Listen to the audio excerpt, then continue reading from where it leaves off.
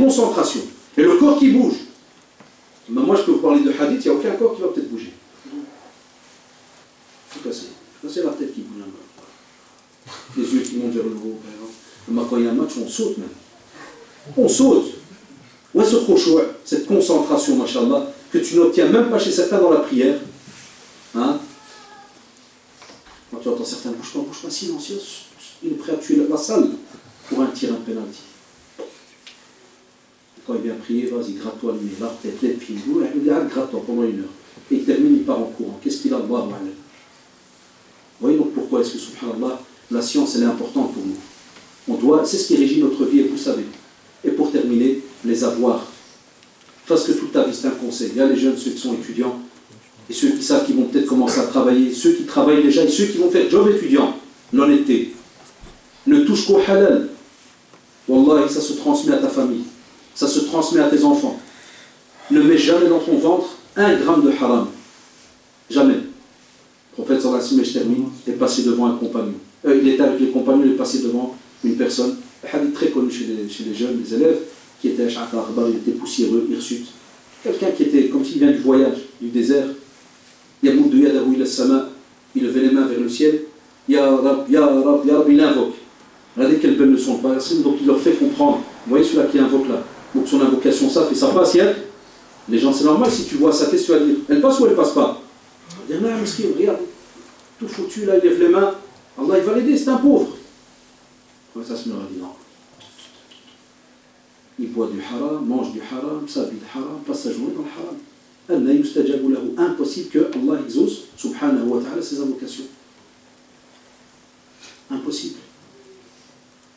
Très rapidement, après je vous dis chaque fois que c'est la fin, mais très rapidement, Ibrahim ibn Nasr al-Karmani, rahimahullah, un jour on lui a posé la question, on lui a dit, Cheikh, pourquoi est-ce que les invocations ne sont pas exaucées? Bon là je l'ai entendu cette semaine dans une khutbah al-Jumu'ah qu'un frère m'avait envoyé par mail, et je l'ai mis même dans le Facebook, et le Cheikh subhanallah il rappelait cette histoire très rapide. Il dit, il y a 10 raisons.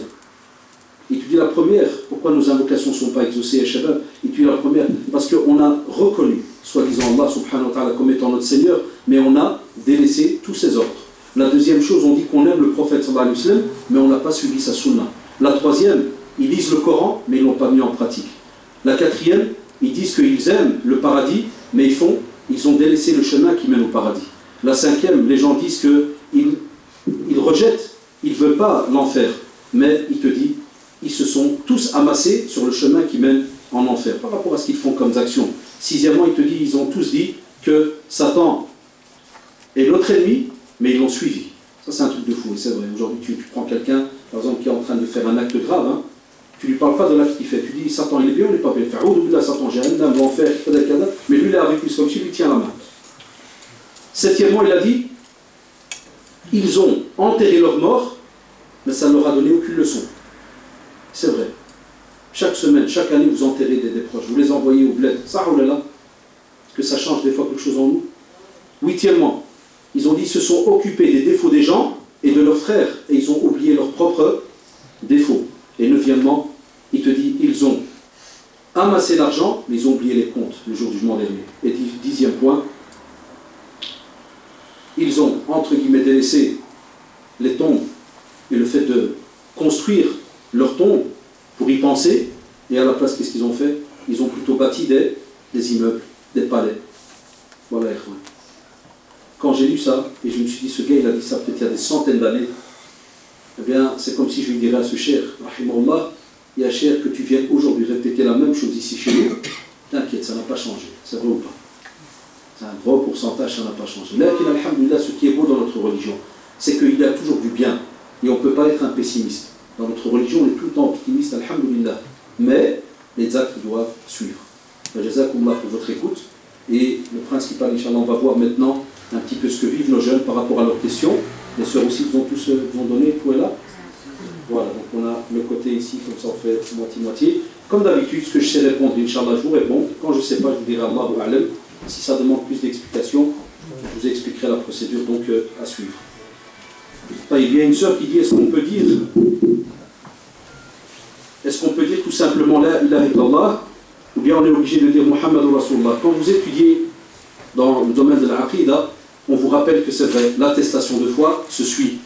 Et c'est une preuve aussi d'amour vis-à-vis du prophète sallallahu alayhi wa sallam, puisque comme vous le savez, même dans le Coran, Allah subhanahu wa ta'ala nous dit قُلْ إِن كُنْتُمْ تُحِبُّونَ اللَّهَ فَاتَّبِعُونِي يُحْبِبْكُمُ اللَّهُ.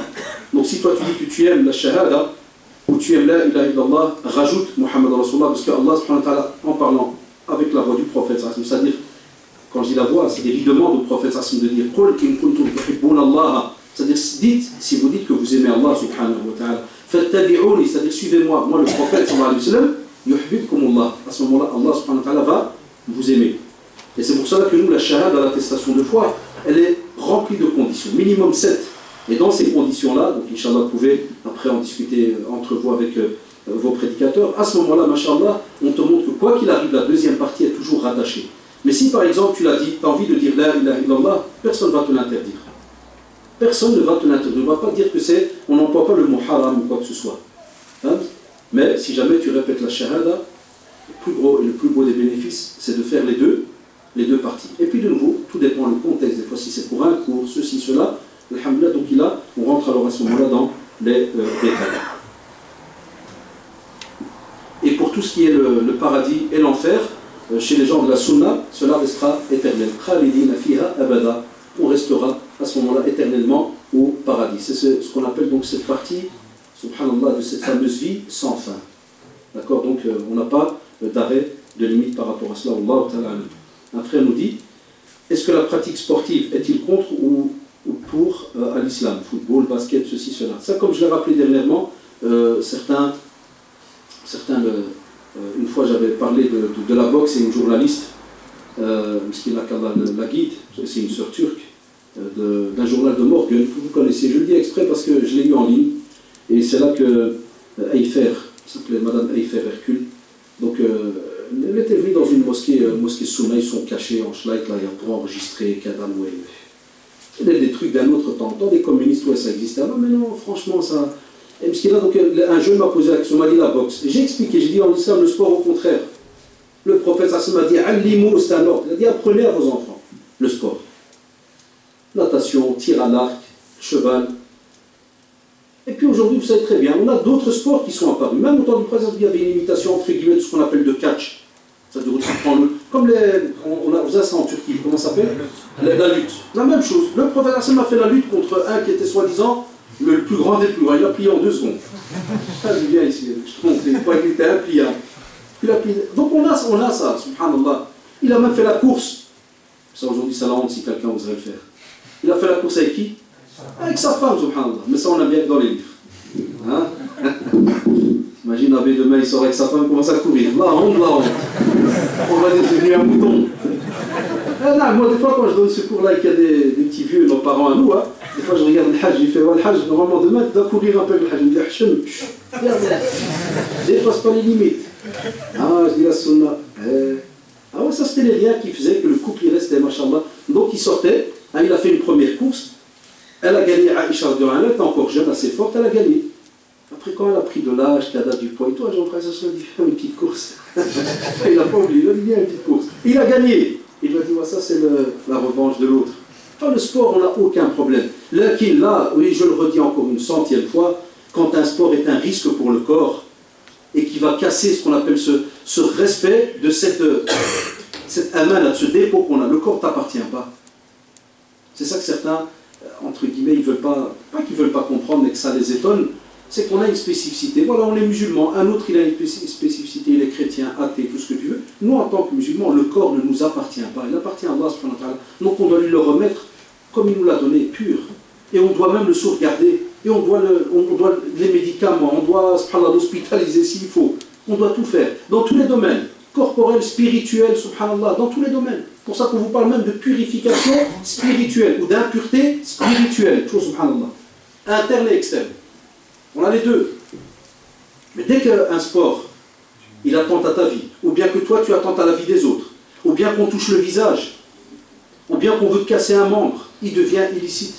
Ou bien que tu deviens fou par après, Allah hafid. Déjà rien que pour la boxe, j'avais parlé ce jour-là de la boxe. Il a été dit, Mskina, il a interdit la boxe. Tu viens, tu fais sparring partner et compagnie, tu tapes dans des sacs, ou tu fais du sport, tu fais de la boxe avec un ami, ou tu fais ce qu'on appelle contrôle. On a fait les arts martiaux quand on était jeunes, il y avait ce qu'on appelle contrôle. À ce moment, on était encore gamin, on ne savait pas, on nous prenait pour des championnats et autres. Après, quand on l'a su, ben, on faisait des entraînements. Hop, si tu arrives, tu contrôles. Dès que tu arrives à 1 centimètre du visage de l'autre, tu arrêtes.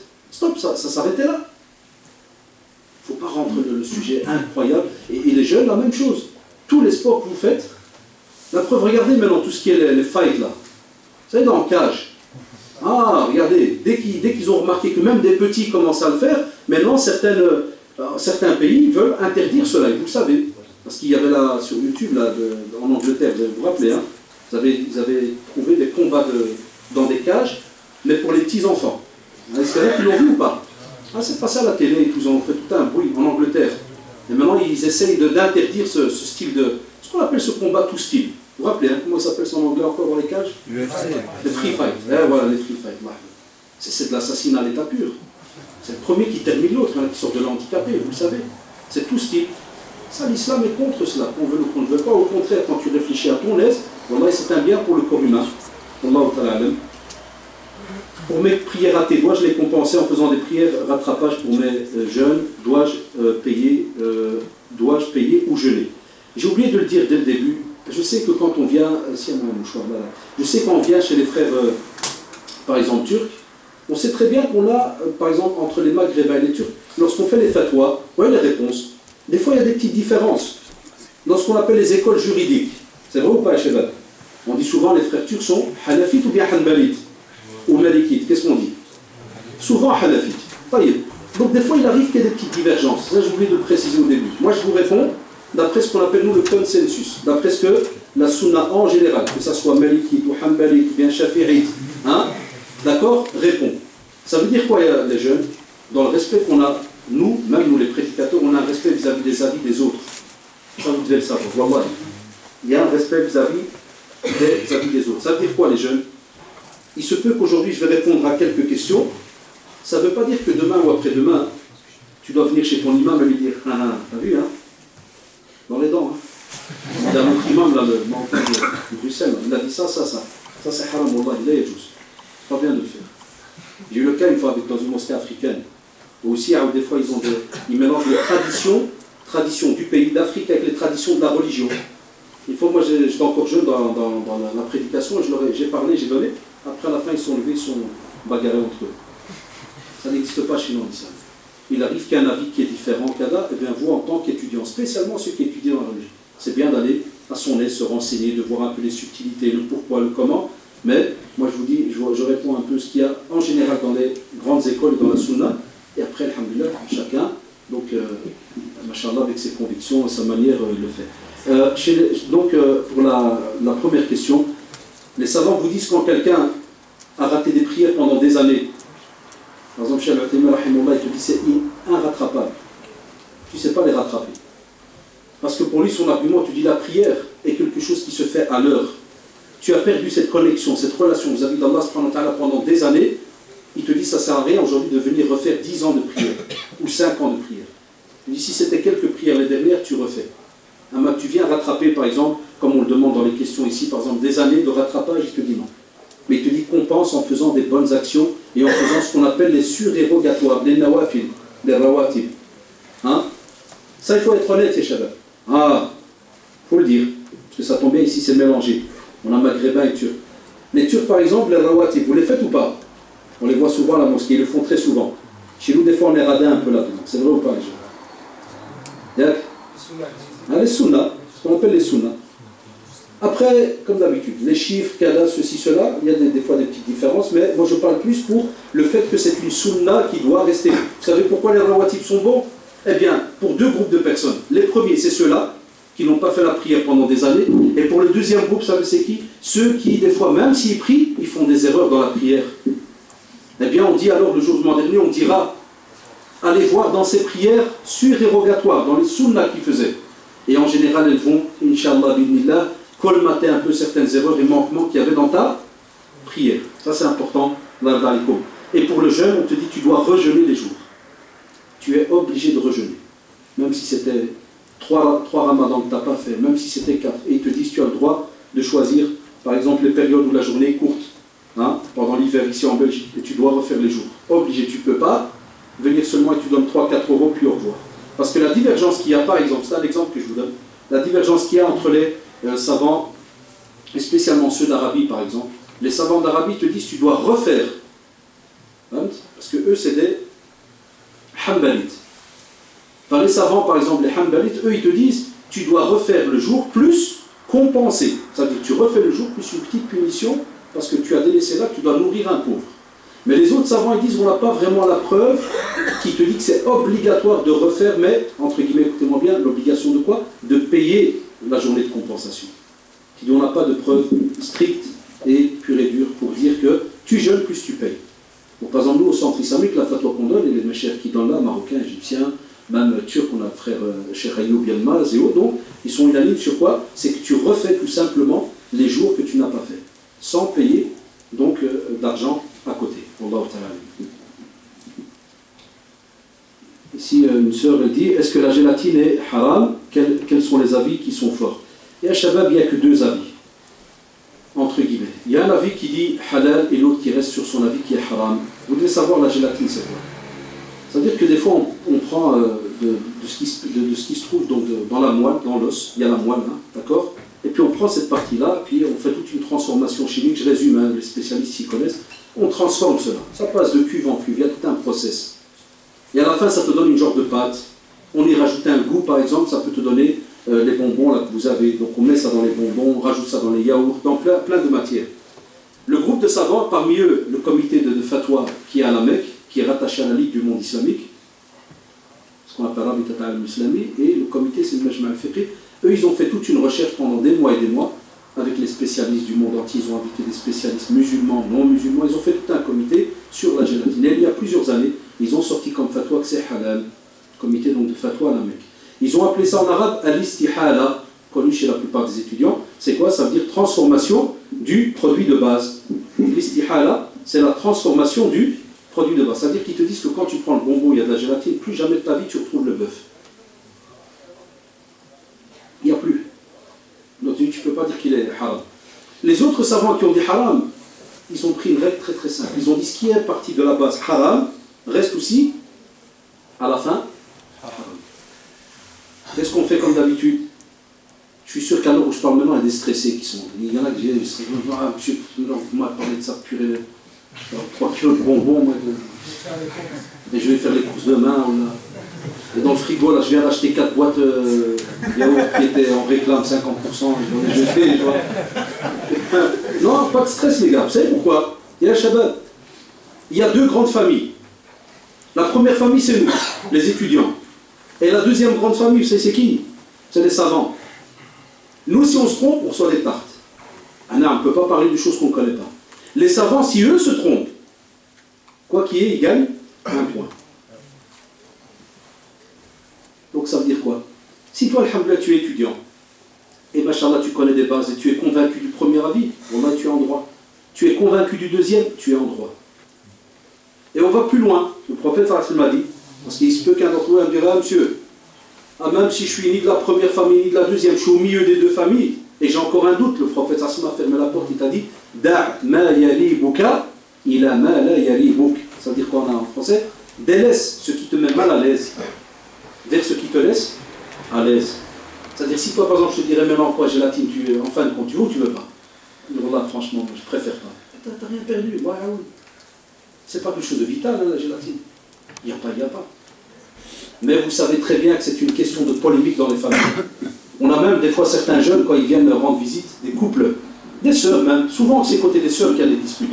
Par exemple, la sœur elle est avec la copine dans le frigo. La sœur elle ouvre la porte du frigo. La sœur elle voit des yaourts. Hein? T'as dit au plaît? Est-ce que t'as vu le petit truc là? Ah oui, la gélatine dedans. La preuve, quand j'étais au centre islamique pendant 10 ans, wallahi, la plupart qui m'appelaient c'était que des sœurs. Ça m'a comme cher frère, le E417, le E620, le E417, on ne les connaît pas. C'est nouveau toute cette science, wallahi, c'est nouveau. Il n'y avait pas avant le E4.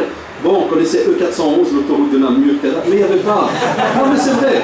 C'est pour ça qu'il y a des parents, des fois, qui n'y comprennent pas. Ils disent, pourquoi ils me parlent de E400, E422, E432? Il y avait des parents, ils venaient des fois après la prière. Ma fille m'a demandé le E432. Je dis, Cheikh, tu connais E432? Il n'y avait pas ça. Quand c'est apparu, les savants, ils ont sorti ces deux règles. Et ça ne sert à rien de continuer à chercher le E, ceci, E, cela. Sauf si tu es, machallah, quelqu'un qui s'y connaît un peu et que tu es sûr. La preuve est, Shabab, le Testachar est sorti un livre il y a plusieurs années, je l'avais lu sur du poison dans nos assiettes. Ils avaient expliqué un truc incroyable. Ils ont dit certains œufs que tu trouves en Belgique ou par exemple en France où c'est écrit cancérigène, tu vas en Amérique, c'est pas cancérigène. Allez, ceux qui suivent les œufs. Imagine, ton cousin il habite en Amérique. Toi, tu es persuadé, c'est cancérigène, lui au téléphone, pas cancérigène. Et en quoi? Donc, c'est pas une affaire qu'il y a besoin qu'il y ait une dispute dedans ou un problème, loin de là. Celui qui est convaincu d'une chose, il le fait. S'il n'est pas convaincu et qui sent mal à l'aise, Wallah, il délaisse et tu es gagnant, alhamdoulilah. Ceux qui nous mettent des messages comme quoi ils nous aiment en Allah, qu'Allah subhanahu wa ta'ala vous aime. Ah ouais, parce que je m'attendais maintenant, comme je l'ai dit dans le cours, plein de petits papiers, je vous aime, je vous aime. C'est dangereux, là. C'est bien, ça que j'aime bien. La pratique, juste après la parole. Wallah, ici c'est une question, elle est longue, je vous la laisserai pour la fin, mais je ne crois pas que je vais répondre, parce qu'elle est facile, mais je sais que ça va attirer des polémiques. Non, une autre fois, Inch'Allah. Comment attirer une personne vers le chemin d'Allah alors qu'il est musulman, mais non pratiquant? Tout d'abord, tu lui expliques que ça n'existe pas. Tu lui expliques que ça n'existe pas, musulman, non pratiquant. Il va te dire, comment ça n'existe pas? Tu dis, par exemple, tu lui demandes, tu dis, c'est quoi ton métier? Là, j'invente très rapide. Il va te dire, je suis mécanicien. Et lui, par exemple, il te connaît, il sait que tu es un économiste. Et tu lui dis, ben moi aussi, je suis un mécanicien. Faites le truc, toujours renseignez-vous sur le métier du gars. Et donc, à l'exemple, toi, tu t'es renseigné, tu sais que c'est un mécanicien, et tu sais très bien, il te connaît que toi, tu connais l'homme mécanicien. Tu dis, je suis un mécanicien. Tu vas dire, comment ça? Tu dis, oui, j'ai décidé, je suis un mécanicien. Wallah, ici, c'est quelqu'un, quoi qu'il est, d'intelligent, là, tu connais rien en mécanique. Tu dis, pourquoi? Qu'est-ce qu'il va te dire? Il faut avoir étudié, il faut avoir aussi pratiqué dans la mécanique. Mais comment ça se fait pour la mécanique? Machallah, tu es tellement énervé, là, tu me regardes des yeux qui vont sortir, parce que je vais manger ton métier, ou je vais peut-être prendre ta place. Et pour la religion qui passe avant la mécanique, à l'aise, il ne faut pas de pratique, il ne faut pas de lecture, il ne faut rien. Vous allez voir, le débat, il va changer. C'est testé ce que je vous dis là. Donc il n'y a pas de musulmans non pratiquants. La preuve, c'est que Allah, subhanahu wa ta'ala, dans le Coran, il a toujours dit Inna alladhina amanu wa amilu, toujours. Al-iman wal amal. Toujours la foi et les actes, tout le temps. Tu trouveras tout le temps des actes, subhanallah. Inna alladhina qalu rabbuna Allah, thumma istaqamu. Toujours. Ceux qui ont dit Inna, c'est avec certitude, ceux qui ont dit que Rabbuna, notre Seigneur, c'est Allah, thumma istaqamu. Et après, ils se sont mis sur le chemin de la droiture. C'est-à-dire la pratique et ainsi de suite. C'est à quelle heure l'adhan? Et si c'est à l'heure, il faut 10. D'accord, donc, ça c'est important. Qu'est-ce qu'on a dit tout à l'heure, Yeshabab?